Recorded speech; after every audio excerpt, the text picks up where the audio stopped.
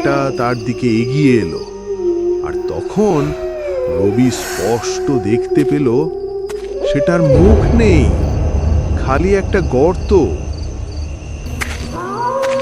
হঠাৎ একটা খচখচ শব্দ, যেন কেউ গাছের ডাল ধরে ঝুলে আছে। রনি টর্চের আলো গাছের দিকে ধরে। সে দেখতে পায় একটা লম্বা ছায়া গাছের প্লিজ এই চ্যানেলটিকে একটু সাপোর্ট করো, আর ছোট্ট করে হলেও কমেন্ট করে যাও। তোমার একটুখানি ভালোবাসাই আমাদের জন্য সবকিছু।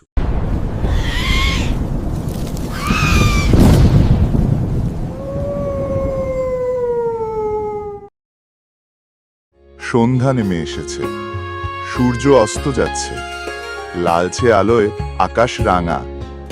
গ্রামের কাঁচা রাস্তা। রনি দাদুর পাশে বসে গল্প শুনছে। দাদুর চোখে মুখে অভিজ্ঞতার ছাপ।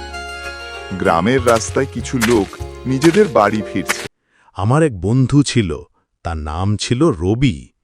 সে খুব সাহসী ছিল। একদিন রাতে সে একা ওই মেঠো পথ দিয়ে ফিরছিল। ফিরতে ফিরতে রাত হয়ে গেল। চারিদিকে ঘুটঘুটে অন্ধকার। হঠাৎ সে দেখতে পেল একটা ধোঁয়াটে ছায়া তার সামনে দাঁড়িয়ে আছে। রবি প্রথমে পাত্তা দিল না, ভাবলো হয়তো চোখ ভুল দেখছে। কিন্তু ছায়াটা তার দিকে এগিয়ে এলো, আর তখন রবি স্পষ্ট দেখতে পেল সেটার মুখ নেই, খালি একটা গর্ত। রবি ভয়ে জ্ঞান হারিয়ে ফেলেছিল। পরদিন সকালে তাকে ওই পথের পাশে অজ্ঞান অবস্থায় পাওয়া গিয়েছিল। এরপর থেকে সে আর স্বাভাবিক হয়নি। তবুও দাদু, আমি বিশ্বাস করি না। একটা মানুষের মনের ভয় ছাড়া আর কিছু না। আমি কাল রাতে ওই পথ দিয়ে যাব। না রনি, তুই এটা করিস না। এই গ্রাম আর শহরের মধ্যে অনেক পার্থক্য। এখানে প্রকৃতির সঙ্গে আরও এক ধরনের রহস্যময়তা জড়িয়ে আছে। এই রহস্যকে যারা বিশ্বাস করে না, তারাই বিপদে পড়ে। গ্রামের কিছু বয়স্ক লোক দাদুকে ঘিরে বসে গল্প শুনছে। সবাই ভয়ে চুপ হয়ে যায়। দূর থেকে রহিম কাকার গলার স্বর শোনা যায়। আরে দাদু, কি সব বলছেন? এই কথা শুনলে আমার তো এখন বাড়িতে যেতেই ভয় লাগছে। শুনেছি গত রাত্রে নাকি মেঠো পথে নূপুরের শব্দ শোনা গিয়েছিল। তুমিও কিছু বলো। আর তোমাকেও তো একবার ভূতে ধরেছিল, তাই না? হ্যাঁ হ্যাঁ, সেই রাতের কথা মনে পড়লে আজও আমার গা কাঁপে। তখন আমি প্রায় গভীর রাতে বাড়ি ফিরছিলাম। গ্রামের মেঠো পথে হাঁটছি, আর হঠাৎ আমার মনে হলো কেউ যেন আমার পিছন পিছন হাঁটছে। আমি পেছন ফিরে তাকালাম, কিন্তু কেউ ছিল না। আমি আবার হাঁটা শুরু করলাম, আর হঠাৎ আমার গায়ে কে যেন একটা শীতল স্পর্শ করলো। আমি ঘাবড়ে গেলাম, আর যখন আবার পেছনে তাকালাম তখন দেখলাম একটা লম্বা ছায়া। আমি ভয়ে চিৎকার করে উঠলাম, আর তারপর আর কিছু মনে নেই। যখন জ্ঞান ফিরল তখন সকালে আমাকে এক পুকুর পাড়ে পেলাম। আর সেই রাতের পর থেকে আমি জ্বর থেকে সেরে উঠতে পারিনি। এরপর থেকে রাতে ওই পথ দিয়ে হাঁটি না। শুনলি তো রনি, এই গ্রামের রহস্যের কোনো শেষ নেই। গ্রামের এক কোণে একটা পোড়ো বাড়ি ছিল, সেটাতেও নাকি গভীর রাতে নূপুরের শব্দ শোনা যায়। যাই হোক, আমি আজ রাতে যাব এবং ভূতের গল্পগুলো যে শুধুই মনের ভয় তা প্রমাণ করে দেব। রনি ওঠে এবং বাড়ির দিকে রওনা দেয়। দাদু তাকে বারণ করেন, কিন্তু রনি শোনে না।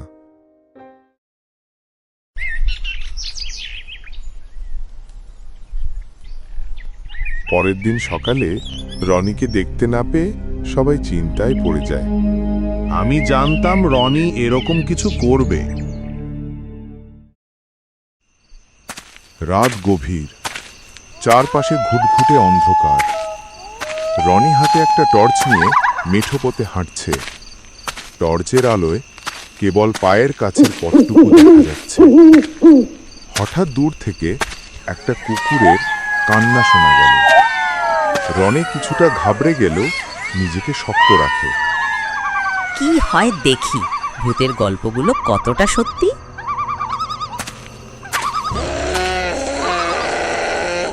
একটা অদ্ভুত শব্দ, মানুষের গলার স্বর, কিন্তু স্পষ্ট নয়, যেন অনেক দূর থেকে আসছে।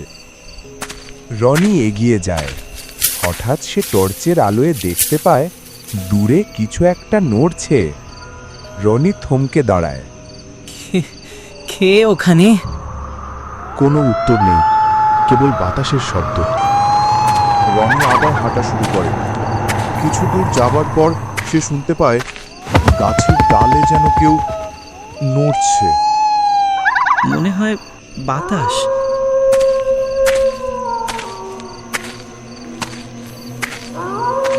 হঠাৎ একটা খচখচ শব্দ, যেন কেউ গাছের ডাল ধরে ঝুলে আছে। রনি টর্চের আলো গাছের দিকে ধরে। সে দেখতে পায় একটা লম্বা ছায়া গাছের ডালে বসে আছে। তার চোখগুলো যেন লাল টকটকে। রনি ভয়ে হীন হয়ে যায়। সে ধীরে ধীরে পিছিয়ে যায়, কিন্তু তার মনে হয় ছায়াটা যেন তার দিকে এগিয়ে আসছে। কে তুমি? কি চাও? সেই ছায়াটি কোনো উত্তর দেয় না, কেবল তার চোখগুলো আরো বেশি লাল হতে থাকে। রনি দৌড়ে পালাতে শুরু করে। তার পিছনে ছায়াটাও আসতে থাকে। রনি কোনো দিকে না তাকিয়ে দৌড়ায়। হঠাৎ সে তার সামনে দেখতে পায় এক মহিলা তাকে হাতছানি দিয়ে ডাকছে।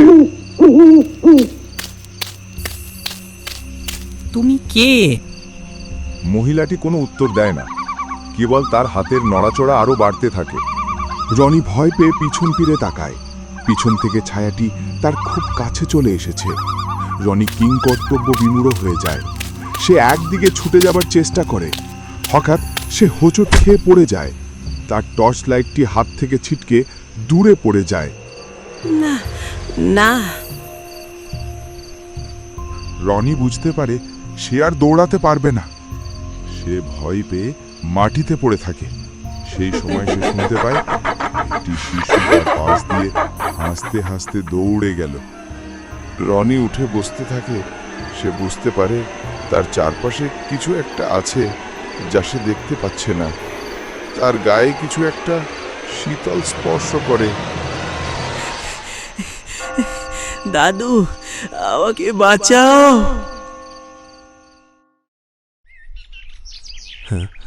সকাল হয়েছে। দাদু ও রহিম কাকা সহ গ্রামের কিছু লোক রনিকে খুঁজতে বেরিয়েছে। তারা মিঠো পথ দিয়ে হাঁটছে।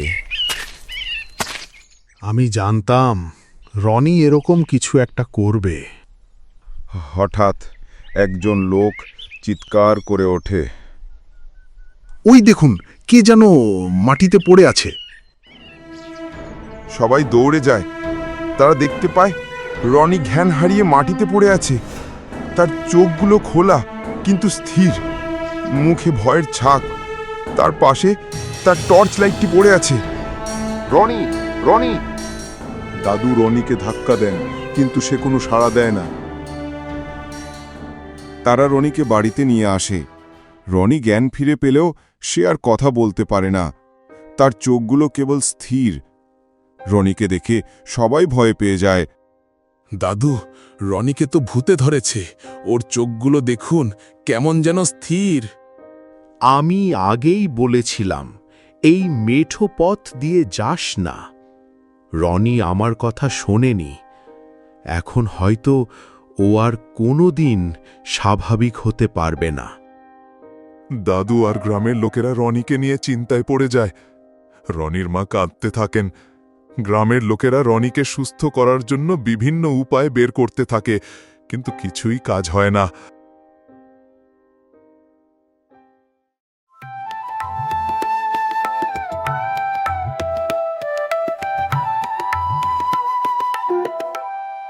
এক বছর কেটে গেছে।